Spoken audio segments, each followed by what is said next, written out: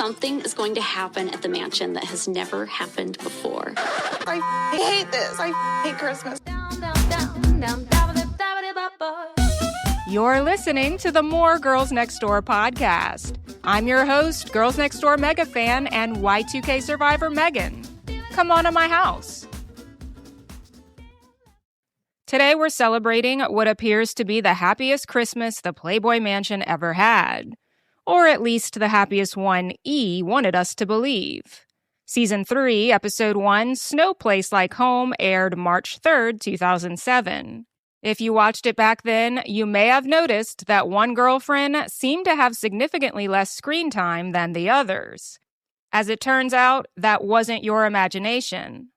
While viewers watched the girls next door laughing together in freshly fallen snow, producers were apparently scrambling behind the scenes because one cast member had locked herself in her room and refused to film. We'll get there, but first, it's time to crack open the Y2K vault.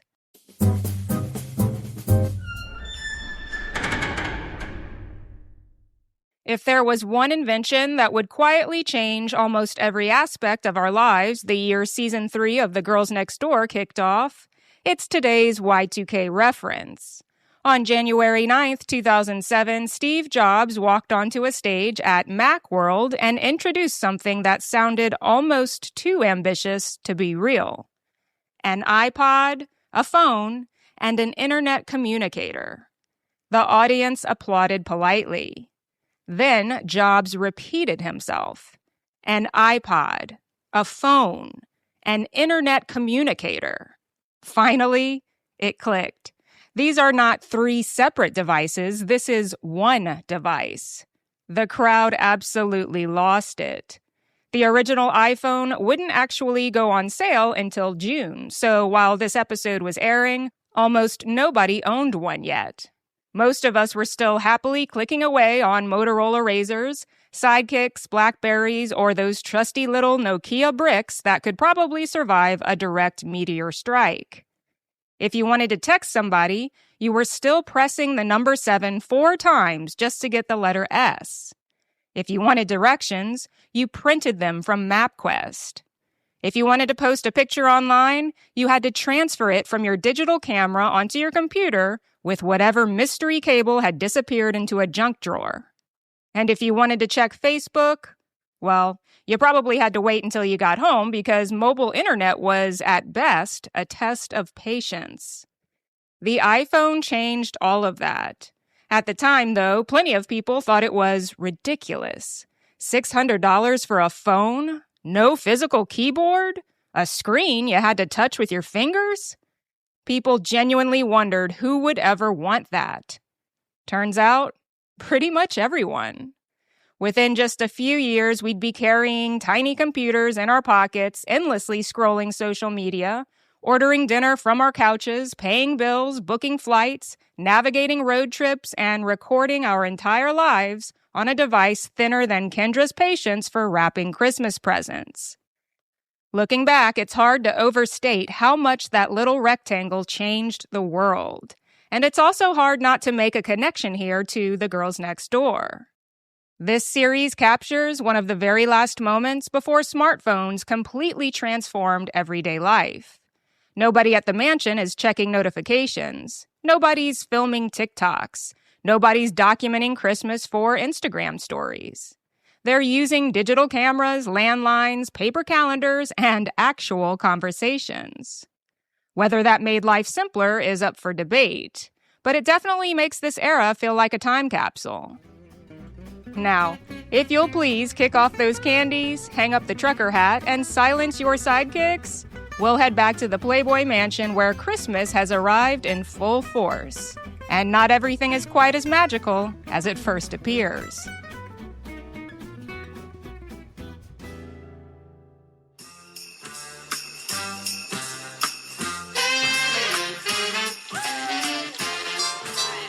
The episode opens with a slow nighttime pan across the Playboy Mansion.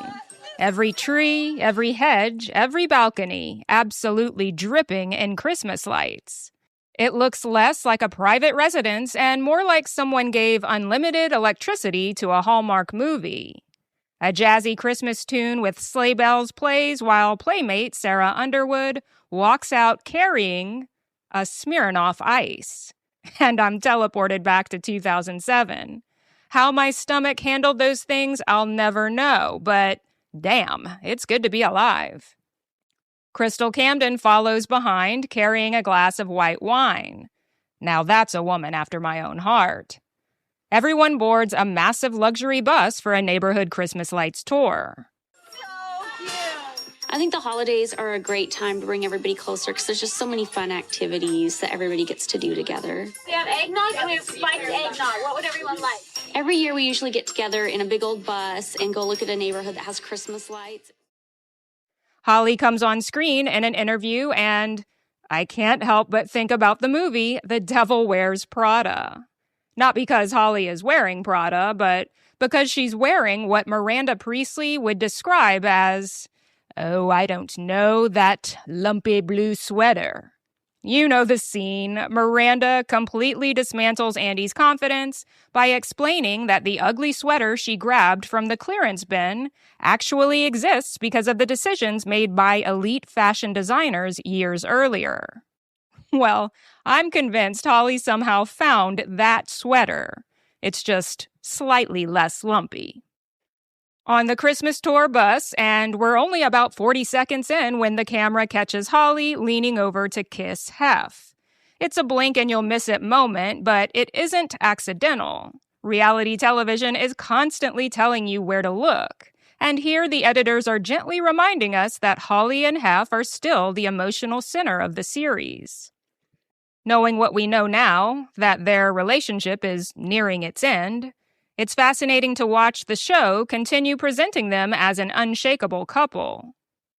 Everyone begins discussing New Year's resolutions. Sarah Underwood wants to become better with money. Bridget says she wants to be more positive. Kendra's resolution is to become cleaner and classier. Holly wants to redecorate the gym. And wait, back up. What was that, Bridget? Mine is to be a little bit more positive this year. Be more positive.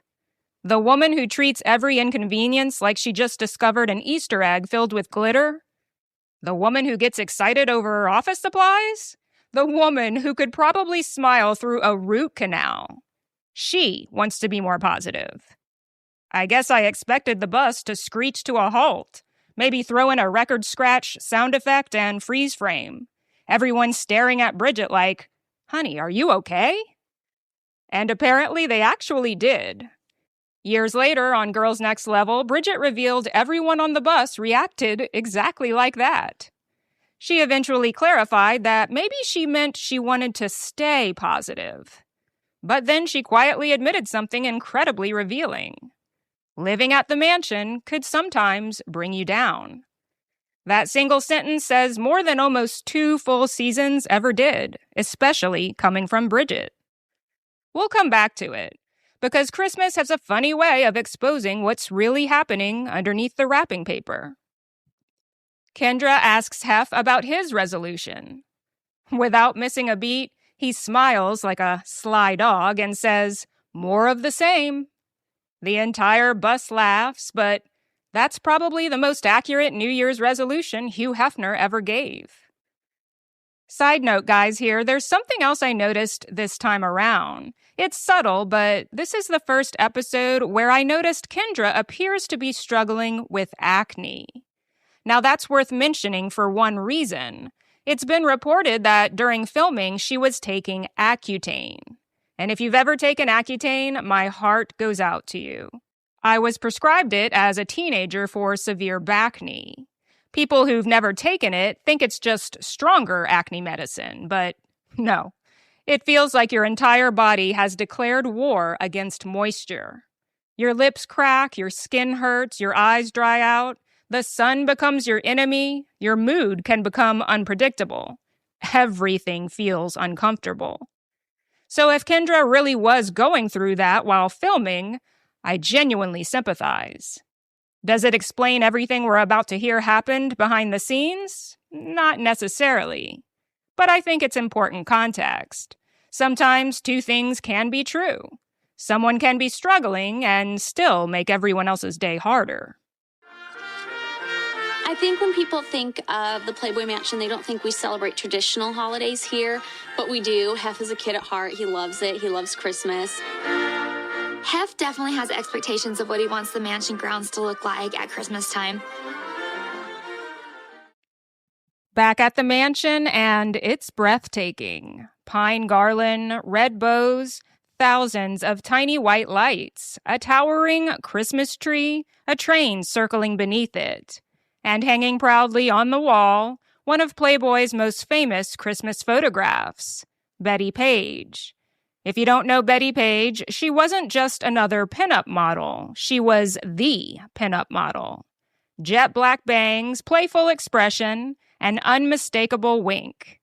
In 1954, photographer Bunny Yeager photographed Betty decorating a Christmas tree. The images found their way to Hugh Hefner, who paid $100 for them and published one as Playboy's January 1955 centerfold. Imagine buying one of the most iconic photographs in Playboy history for $100. Inflation really ruins everything. For Hef, that image represented something bigger than Christmas. It represented Playboy's earliest days, its mythology, its identity. Christmas, nostalgia, and Playboy had become completely intertwined in his mind. And maybe that's why he loved this holiday so much. It wasn't just Christmas, it reminded him of when everything was beginning. Holly spends the afternoon constructing a giant gingerbread version of the mansion. She's wearing a Hooters shirt, a microscopic denim skirt, tube socks, and somehow makes the entire outfit work. Meanwhile, Bridget begins decorating her bedroom. Actually, decorating doesn't quite cover it. She enters what I can only describe as Christmas-induced fugue state. The editors speed up the footage for a time-lapse where Bridget resembles a caffeinated Tasmanian devil assembling a fully lit and trimmed to the gods floor-to-ceiling Christmas tree next to her pink satin bed. To me, Christmas, it's a special time to spend with family and close friends, and it's just a time to really sit around and enjoy each other and share special gifts with each other and share a really good meal. Kendra's done? But Bridget isn't finished decorating just yet. She then wraps gifts for the other girlfriends, and because this is Bridget we're talking about, the presents themselves are incredibly personal. She holds up a throw blanket featuring a screen-printed nude group photo of herself, Holly, and Kendra from one of their Playboy pictorials. Now, if you're thinking, well, that's certainly a unique Christmas gift, just remember where we are. This is the Playboy Mansion. Giving your friends a blanket with all three of you naked on it is somehow one of the more normal gift ideas we've seen on this show. Bridget smiles and says Christmas is a special time to spend with friends and family. Then she flips the blanket over to reveal the other side, which features Kendra's famous Olivia portrait. If you were a fan of The Girls Next Door, you probably remember just how obsessed the girlfriends were with their Olivia paintings. And honestly, I don't blame them. Olivia de Berardini's, who almost everyone simply calls Olivia, is one of the most recognizable pinup artists of the modern era. Her hyper-realistic paintings became synonymous with Playboy throughout the 1980s and 1990s, transforming playmates into glamorous, larger-than-life works of art. Unlike a photograph, an Olivia painting almost felt immortal. It turned the girlfriends into fantasy characters, part bombshell, part comic book heroine, part old Hollywood pinup. Having your own Olivia portrait hanging in the mansion was almost a rite of passage. On Kendra's blanket, she's depicted exactly as fans remember the painting. Topless, wearing soft pink tights, a matching pink baseball cap, and leaning forward in towering stilettos while holding a bright pink football. It's playful, it's unmistakably Kendra. What strikes me most isn't necessarily the blanket itself, it's the amount of thought Bridget put into it. She didn't just buy something expensive, she chose gifts that reflected the personalities and shared memories of the people she loved. Then she carefully wrapped each one like it was going to be judged at the North Pole State Fair. Throughout the series, Bridget expresses affection through effort. Whether she's planning parties, decorating for holidays, making gift baskets, wrapping presents, or organizing scavenger hunts, she shows people she cares by creating experiences for them. That's one of the things I appreciate most about Bridget. She doesn't just celebrate occasions, she produces them. I hate this. I hate Christmas right now. I ordered this. I get very stressed out during Christmas time. The most frustrating part about Christmas is wrapping the damn gifts. I'm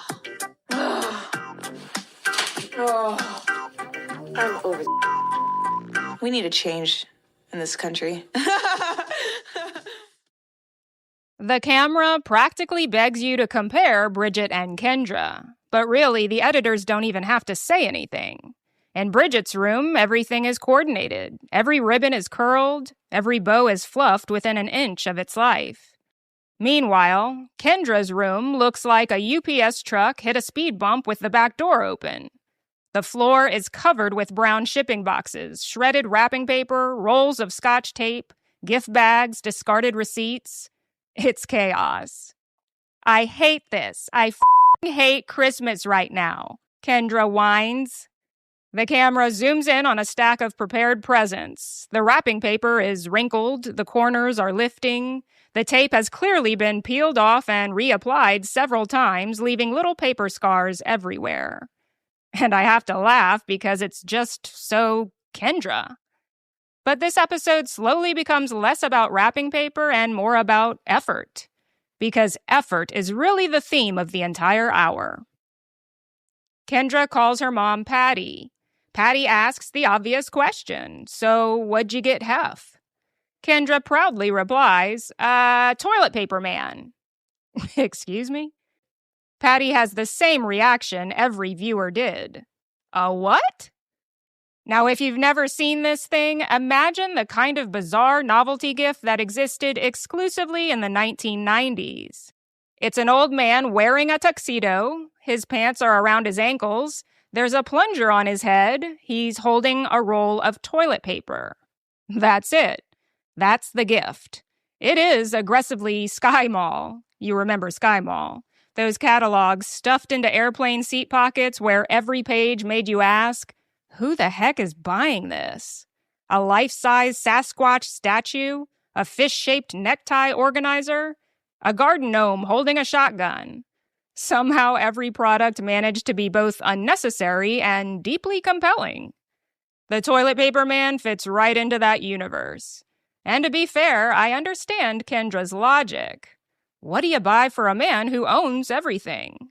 How many silk robes, diamond cufflinks, vintage books, custom pajamas, and antique smoking jackets can one 80-year-old bachelor really use? A joke gift probably is the safer route. The problem isn't necessarily the gift itself, it's that by this point in the series, we haven't really seen Kendra put much thought into gift giving at all. And that's surprising because throughout the first 2 seasons, she repeatedly calls Hef her hero. So it creates a disconnect. Kendra says she loves getting Hef things that make him laugh because she loves to hear him laugh. So is the joke the point? Or is it simply the first thing she found that might get a laugh? Then we learn where all of this is heading. On Christmas Eve, something is going to happen at the mansion that has never happened before. We are gonna have snow. We've been talking about having snow here for a couple years now. And so this year, Hef said we could actually do it. So Holly and I researched it. And it says, if you live in an area that never witnesses snowfall, this is your perfect opportunity to create a snow field with enough snow to make a snowman and igloo. What I've been wanting. Oh, I would love to see Gizzy in the snow. For years, Holly and Bridget had been trying to convince Hef to let them bring real snow to the Playboy Mansion for Christmas. Not the fake cotton batting you drape over a fireplace, not the aerosol can of snow that somehow always ends up looking like shaving cream. Actual snow. According to Holly and Bridget, they'd researched companies that specialized in creating temporary winter wonderlands and had been pitching the idea to Hef. Finally, he said yes. And this wasn't exactly a cheap Christmas decoration. According to their later commentary on Girls Next Level, hiring the snow company cost around $10,000 back in 2006 or 2007. $10,000 to make it snow in Los Angeles for one day. Well, if anyone was going to spend 5 figures on weather, it was Hugh Hefner. And here's why I think this detail matters. The snow wasn't just another over-the-top mansion party. It was something Holly and Bridget had dreamed about for years. They wanted to recreate the kind of magical Christmas they'd grown up imagining, a white Christmas in Southern California. So by the time we get to what happened on Christmas Eve, remember this. This wasn't just an activity, it was their activity, something they'd planned, researched, and talked Hef into funding after years of trying. Which makes the behind-the-scenes drama that much more disappointing. Maybe we could wrap them together. Hef has always been really big into giving to a number of different charities, and I'm just kind of starting to find my way into that, finding charities where I know the money will go to the right place. Lots of stuff. Awesome. Bridget and I found a family through a church, and there was a single mom with 8 kids who had lost everything to a fire. We have towels for everybody. Okay. And for the first 2 kids, we have the stereos, and we can give them those. Holly and Bridget reveal they've been working with a local charity and have basically adopted a family for Christmas. A single mother, 8 children. Their home recently destroyed by fire. And immediately the episode feels different, because suddenly Christmas isn't about the mansion anymore. It's about someone else's. Or rather, someone who no longer has one. The dining room table becomes command central. Instead of expensive lingerie, designer handbags, or novelty toilet paper men, it's bath towels, blankets, kitchen supplies, books, toy trucks, dolls, practical things, necessities. Things a family actually needs. Things that make Christmas for a child. I really love Holly in these scenes. She becomes noticeably quieter, more reflective. She says she's been incredibly fortunate in life, and because of that, Christmas has become about something bigger than expensive wrapping paper. I think that's genuine. People sometimes accuse Holly of calculating every moment, but I don't think you can fake the way she looks during these scenes. She seems grateful. Not performatively grateful, actually grateful. And Bridget? Well, of course Bridget throws herself into it. If Christmas had a varsity team, Bridget would be captain. One thing becomes increasingly noticeable. Kendra is nowhere to be found.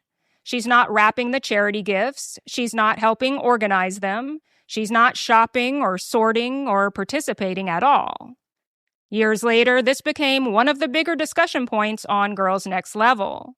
Both Holly and Bridget have said they repeatedly invited Kendra to join them. According to them, she simply wasn't interested. And they were genuinely confused by that. Now, I don't know exactly what Kendra was thinking. None of us do. Maybe she was overwhelmed. Maybe she was exhausted. Maybe she simply didn't enjoy this kind of activity. But I have wondered whether part of it came down to her upbringing. It's been said that Kendra grew up with much less financial security than Holly or Bridget. When you've spent much of your life worrying whether there's enough, spending money on people outside your immediate circle may not come naturally. Generosity isn't always about income. Sometimes it's about mindset. Sometimes it's about what you saw growing up. And sometimes, when you're barely learning how to take care of yourself, it's difficult to imagine taking care of strangers. That's speculation on my part, not an excuse, just an observation. Because this episode quietly plants a seed. The gap between Holly and Bridget, And Kendra is becoming more obvious. Not because one likes Christmas more, because they seem to value different things. Phones too, if we want. Okay. People get stuff during the year and other charities help out all year round or whatever, but there's something about somebody with kids and Christmas where you just know that you've impacted that whole day, which could influence their whole year. Oh, I want to show you the doll I got for the girl. I love these dolls. I used to have one when I was a kid. Eventually, the gifts are loaded into, of all things, a white work van, and mansion employee Mondo agrees to dress as Santa. There is something unintentionally hilarious about this scene, because Holly explains they wanted the children to believe the presents came from Santa Claus. Wonderful. Except Santa apparently now drives a fleet maintenance van and wears a Santa suit that, according to Holly and Bridget years later, had previously been worn and left at the mansion by Ron Jeremy. I beg your finest pardon? Imagine learning your childhood Christmas memories involved recycled wardrobe pieces from porn star Ron Jeremy. Some information simply arrives in your brain uninvited. That was one of them. Still, I actually respect Holly and Bridget's decision not to accompany Mondo. They could have. The cameras certainly would have loved footage of the girls next door surprise deserving family. Instead, they stayed behind. Whether intentional or not, it kept the focus exactly where it belonged, on the family. Not the celebrities, not the mansion, not E, just Christmas. And that's probably one of the classiest decisions we see anybody make in this entire series. It just was a really good feeling, and you know that it's like an instant gratification thing for that family. And I thought that was really cool. Thank you, Santa. Bye, have a good one. And the scene with the family receiving the packages is simply adorable. The kids are visibly excited, and the mother is truly touched receiving a personalized envelope, more than likely containing a check or some gift certificate. In the next clip, Kendra has reappeared to join Hef, Holly, and Bridget in exchanging gifts with the girls currently living at the Playmate house. Sarah Underwood, Allison Waite, Monica Lee, and Crystal Camden. I love how each girlfriend's personality comes through without anyone even saying it out loud. Holly is dressed comfortably in matching sweats. Kendra also opts for cozy, casual clothes. Then there's Bridget, dressed in a full velour and fur-trimmed, sexy Mrs. Claus costume. Bridget does not believe in casual Christmas. Everybody gathers around, exchanging presents. Holly hands out promotional Holly Madison bobbleheads and sock bouquets. Yes, Holly turned her signature look into a side hustle before the e-commerce integration of Amazon or the intuition of AI-built websites. She actually sold bouquets made entirely out of rolled-up tube socks. Kind of genius, huh? Useful, cute, and probably still more practical than the toilet paper man. Everyone gives Hef candy because everyone knows he loves sweets. The atmosphere feels warm, comfortable, like, this is the fun little family we made. Aren't you jealous? That's one thing this show always does well. It reminds you that people normalize whatever environment they spend enough time inside. Eventually, a mansion full of playmates, a butler bringing cocoa, and Hugh Hefner sitting beneath a 40-foot Christmas tree just becomes Tuesday. To us, it's surreal. To them, it was simply home. The next morning, it's Christmas Eve, and if you walked outside the Playboy Mansion, you'd find yourself in that uniquely Southern California version of winter where everyone is wearing Santa hats. And it's 70 degrees. Palm trees sway in the breeze, the sun is shining, and somewhere a guy in flip-flops and a Hawaiian shirt is ordering an iced coffee. It's about as far from a white Christmas as you can get. Until a giant truck backs through the mansion gates. This is what Holly and Bridget have been waiting years for. The North Hollywood Snow Company has officially arrived. Huge blocks of ice are unloaded one by one using a long metal ramp and fed into an industrial machine that shaves them into real snow. Massive hoses blast the snow across the mansion's rolling front lawn, where crews have already positioned hay bales beneath the surface to create little hills perfect for sledding. Within just a couple of hours, 10236 Charing Cross Road has been transformed into a winter wonderland. It's pretty incredible because this isn't movie magic, it's actual shaved ice. Enough to build snowmen, enough for snowball fights, enough for sledding, enough to convince a bunch of Californians they'd suddenly been relocated to Colorado. And if you've ever grown up somewhere that never gets snow, I completely understand why Holly and Bridget were so excited. They've been dreaming about this for years.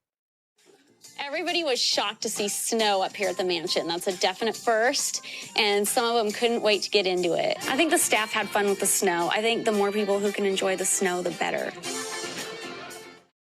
Ironically, the first people to enjoy the snow aren't Hef or the girlfriends. It's the mansion staff, and I absolutely love this little sequence. The butlers, the grounds crew, the maintenance staff, everyone immediately becomes 12 years old. They're diving behind snowbanks, throwing snowballs, laughing, running around like kids on a school snow day. There's something really wholesome about it. These are the people working behind the scenes to make Playboy's fantasy world function every day. For just a few minutes, they get to enjoy the magic too. Soon after, Kendra's family arrives, her mom Patty, her brother Colin, and her grandmother, whom everyone affectionately calls Mum Mum. Hef greets them in the Great Hall wearing his signature fedora and a plaid scarf. As always, Kendra's family is incredibly appreciative of Hef. Whether people agree with Kendra's decision to move into the mansion or not, one thing that's always been obvious is that her family believed Hef had given Kendra opportunities she never would have had otherwise. They're genuinely thankful. Then we cut to Kendra's confessional. She's smiling, her hair is in French braided pigtails. She's wearing a graphic tee that says, "Life of the Party." It screams 2007. And she says she was so excited when she woke up and saw the snow. Which is where things get really interesting. Because according to Holly, Bridget, members of production, and stories that have circulated for years afterward, that apparently is not what happened.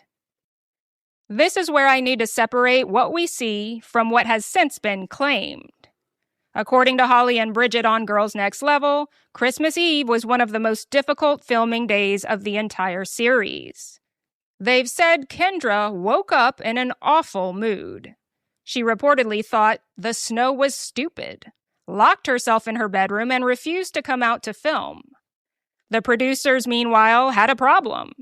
This wasn't just another random Tuesday. Hef had spent around $10,000 creating a snowy Christmas spectacular in Los Angeles. The cameras were rolling, the crew was there, the ice was literally melting. They needed all three girlfriends. So according to Holly and Bridget, everyone waited, and waited, and waited. Hours passed, because production wanted to capture that magical moment where all three women stepped outside together and saw the snow for the first time. Kendra's family, production members, even Hef tried to coax her out of her room. Now, to be fair, we only have one side of that story in detail. Kendra has pushed back on various behind-the-scenes claims over the years. But what is interesting is that everyone involved seems to agree on one thing. Something happened that day involving Kendra in protest of filming the famous Christmas episode, even if they disagree about why. Once you know that story, this episode becomes fascinating to watch, because suddenly you're not watching Christmas, you're watching television editing. Every appearance becomes suspicious. Every cut makes you wonder, when was this filmed? Were they actually together? Was this reaction from the same moment? It's almost like watching a magic trick after you've learned how illusions work. You stop watching the performance and start watching the mechanics. And honestly, the editors deserve a little credit. Because if you had asked me 20 years ago, I never would have questioned any of it. When I saw snow out there, I'm like, yes! I looked at my snowboard, I looked at the snow. I'm like, We were so excited to go out into the snow. Allison came over, Crystal came over. We were all dressed up in our snow gear. We were so excited. Oh, I want to make snow angels. Eventually, the Playmate House girls make their way over to join the festivities, or wait for the festivities. Even former girlfriend Stacy Burke makes an appearance. And I have to say, Stacy remains one of my favorite recurring people in this entire series. Everyone else arrives dressed in cute Christmas outfits. Stacy shows up wearing giant pointed elf ears. Of course she does. She's one of those people who stays cute in what most of us would find unflattering. And she's delightful. Everyone is gathered around the big round dining table, waiting. Hef cracks one of his Christmas jokes. Remember, the good little girls get gifts, but the bad little girls get lots of gifts. Everybody laughs. Finally, the group has had enough of waiting and heads outside where the mansion grounds are completely covered in white. The girls are launching themselves downhill on inner tubes, snowballs are flying everywhere, snow angels are being made, a snowman is built who, because this is the Playboy Mansion, ends up anatomically correct, albeit exaggerated. And then my favorite shot. Hef decides he's going sledding. He climbs onto a little toboggan, slides down the hill, and spins the entire trip using his feet as brakes. It's adorable. He genuinely looks like an 80-year-old kid. And moments like this explain so much about why Holly always described Hef as being young at heart. For all his flaws, he clearly loved Christmas. Not the expensive gifts, not the celebrity guests, the childlike wonder of it all. And in that moment, you almost forget you're watching Hugh Hefner. You just see an older man giggling as he slides down a snowy hill he'd created simply because it sounded fun. it definitely felt more Christmassy with the snow being there. It was so beautiful. I love it. Now, if I remember correctly, I believe it was confirmed on Girls Next Level that Kendra was still pouting in her bedroom for most of the introductory snow scenes. But eventually, we see Kendra bringing out her snowboard. And if there's one thing Kendra could always do, it was throw herself into something athletic. If there was an opportunity to show off a little physical confidence, she was all in. She straps on her snowboard, takes a running start, catches a little air off one of the hills, and lands it. The crowd erupts, Hef claps, everyone cheers. Then Kendra walks over, gives Hef a kiss, and says, "I love it." And that's one of those moments that has become really interesting in hindsight. Because if Holly and Bridget's version of events is accurate, what we're seeing isn't necessarily the beginning of the day. It's simply one of the moments production was eventually able to capture. As the day continues, the mansion becomes exactly what you'd expect on Christmas Eve. People come and go all afternoon. Hef's children stop by. His brother Keith arrives. Longtime mansion regular Ray Anthony makes an appearance. The house becomes a revolving door of people wanting to experience something they'd probably never expected to see in Los Angeles: snow. And that's something I always appreciated about the mansion during the holidays. For all of its excess, Christmas seemed to be one of the few times it actually resembled a home. An unconventional home? Absolutely. A bizarre home? Without question. Still, a home. But here's the irony, and I quote Holly from her YouTube reaction video to this episode. Quote, "As part of the whole girlfriend deal, we were required to spend Christmas at the mansion. We couldn't go home and visit our families." End quote. When you think about it, that's a pretty significant sacrifice. Most young people spend Christmas surrounded by the people they grew up with. Their parents, their siblings, their grandparents, their lifelong traditions. The girlfriends, instead, were expected to create new traditions around Hef. The mansion wasn't simply home, it was meant to become the home.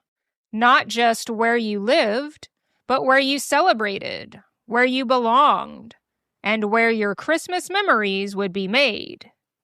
In many ways, the mansion wasn't replacing a house, it was replacing a family. And I think that's part of why this episode feels so emotionally complicated when you watch it today. These young women were celebrating Christmas away from the families who had raised them. And that's a much bigger trade-off than the show ever acknowledged. Eventually, everyone gathers for a buffet-style Christmas dinner. And following, Hef, Holly, Bridget, and Kendra retreat upstairs to Hef's bedroom for their private family gift exchange. This was apparently one tradition that remained just for the four of them. Look at all these presents I had to wade my way through. After the Christmas Eve dinner came around, we went straight upstairs to open presents. What are all these packages doing here? I don't know, but I'm ready to hand a few out. The amount of presents that we get is just infinite. I mean, we open presents for hours. Bridget? This is a cute Santa. Hef is Santa Claus because he gets us Millions and millions and millions. like I thought thousands, millions, $1,000,000,001 presents. Oh, whoa, these sparkle. They're all wearing pajamas. The bedroom, which usually looks like an antique store collided with a library, is overflowing with wrapped presents. Boxes stacked everywhere, ribbon, tissue paper, gift bags. It looks like Christmas morning, if you ignore the fact that it's happening in Hugh Hefner's bedroom. Hef starts distributing gifts. Each girlfriend receives a matching pair of diamond earrings. Bridget opens a pink laptop. Kendra receives a jeweled Chargers helmet sculpture. Holly unwraps a beautiful white faux fur coat. And if you've watched enough of this series, you know Holly absolutely loved anything glamorous old Hollywood. This feels perfectly chosen for her. A box of chocolates gifted to Hef becomes the communal snack while everyone keeps opening presents. Holly gives Hef a pair of Playboy cufflinks edged in diamonds. It's elegant, thoughtful, personal. She wasn't buying random luxury items. She was buying things with meaning. Bridget gives everyone the custom blankets she'd been wrapping earlier, and they're a huge hit. Because Bridget doesn't just buy gifts, she curates them. Everything she gives people feels personal. It's another reminder that Bridget's love language has always been effort. She celebrates people, not just holidays. And then it's time for Hef to open Kendra's gift. Kendra proudly drags over the giant box containing Toilet Paper Man. She and Hef wrestle the thing out together, and I swear, watch this scene closely. I'm almost positive it's broken. Kendra repeatedly attempts to push the plunger back into place on Toilet Paper Man's head. It keeps falling apart. Girl, you had one job. Meanwhile, Hef starts laughing, that unmistakable Hef cackle. Kendra laughs too. Everyone else laughs. Mission accomplished. This is for you. Ready?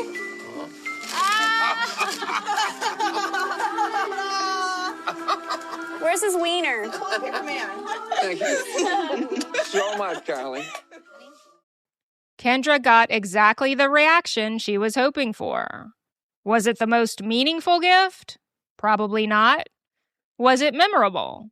Absolutely. And maybe that's enough, because again, what do you buy for someone who already owns virtually everything? Sometimes making them laugh is the best gift available. After the last presents have been opened, Holly smiles. I think this is the best Christmas yet. Hef immediately replies, "I knew that before we started opening presents." It's one of those lines that can be interpreted two completely different ways. Maybe he means, "I already knew spending Christmas with all of you was enough." That's the charitable interpretation. Or maybe it's another one of Hef's little reminders that the gifts aren't actually the point, because he created the experience. And from what we know of Hef, I honestly think either interpretation is possible. Well, I think this is the best Christmas yet. Yeah.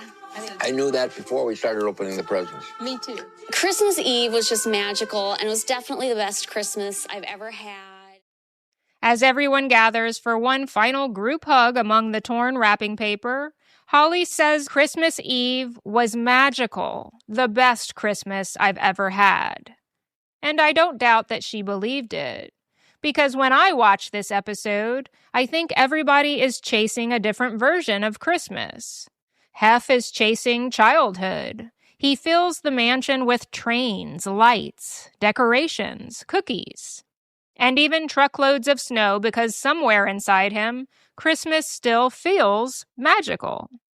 Bridget is chasing tradition. She creates memories, wraps gifts with unbelievable care, decorates every inch of every room. For Bridget, love has always looked like effort.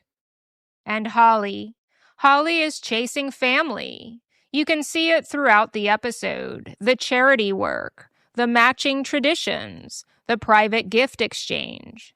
She's trying to build the kind of Christmas she's always wanted. And Kendra, I don't think she's chasing Christmas at all. I think, per the usual, she's chasing freedom. Throughout the series, Kendra comes alive whenever she's doing something active. Playing football, snowboarding, dancing, laughing, being outside, being spontaneous. But the minute Christmas becomes about obligations, wrapping presents, participating in charity, showing up because you're expected to, that's where she seems to pull away. Whether that's because of her age, her personality, her upbringing, or simply where she was emotionally at the time, I don't know. But watching this episode now, it feels like everyone is trying to build a similar Christmas, except Kendra. And then there's the snow, the perfect symbol for this entire episode. It was beautiful, exciting, magical. But it was also manufactured, created by machines, carefully planned, temporary. And in a strange way, that's a fitting metaphor for this version of the Playboy Mansion. On the surface, everything looks perfect. The family is happy, the girlfriends are laughing, the snow is falling, the magic feels real.